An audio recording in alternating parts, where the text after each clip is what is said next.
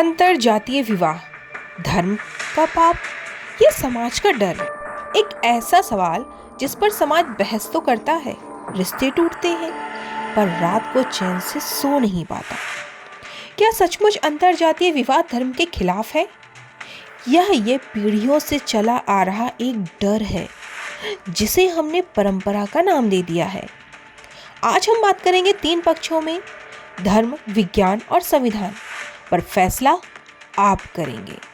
बात करते हैं पहले पक्ष की, धार्मिक दृष्टिकोण। शास्त्रों में वर्ण व्यवस्था का उल्लेख मिलता है और कहा गया है कि जब 2 अलग अलग वर्णों में विवाह होता है तो उत्पन्न संतान को वर्ण संकर कहा गया है।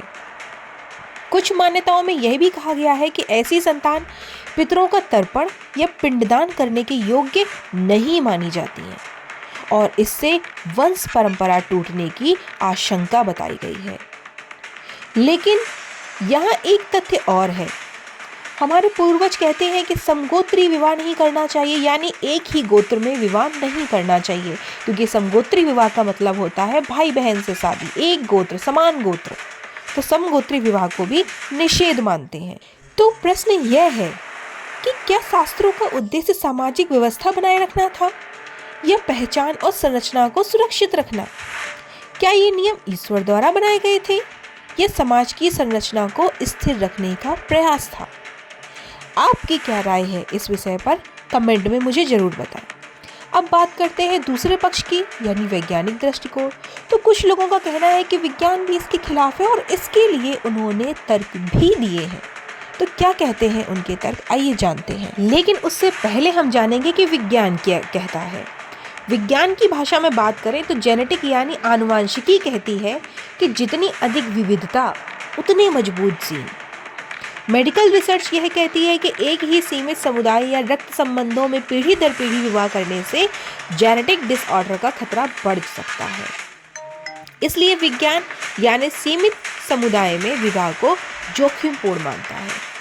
इसके विपरीत जो लोग इसका दावा करते हैं कि विज्ञान खिलाफ है, उनके हिसाब से जब अलग अलग नस्ल के पौधों को जोड़ा गया तो फल तो मिला, लेकिन बीज निष्क्रिय हो गया। तो इस तर्क से कहा गया कि विजातीय विवाह से गुणों का संतुलन बिगड़ता है और आगे वंश वृद्धि रुक सकती है। लेकिन आपकी इस पे क्या राय है? लेकिन लोगों द्वारा एक पक्ष और रखा गया।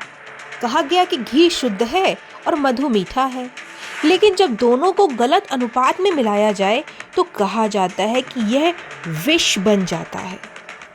लेकिन सवाल यह है कि क्या इंसान भी रसायन है? तो इस पर आपकी क्या राय है? कमेंट में लिखें। अब बात करते हैं तीसरा पक्ष यानी संवैधानिक दृष्टिकोण की। तो भारतीय संविधान व्यक्ति की स्वतंत्रता को सर्वोपरि मानता है। कहते हैं कि अनुच्छेद 14 के अनुसार कानून के समक्ष समानता, अनुच्छेद 15 धर्म, जाति, लिंग आदि के आधार पर भेदभाव का निषेध करता है और अनुच्छेद 21 जीवन और व्यक्तिगत स्वतंत्रता का अधिकार देता है।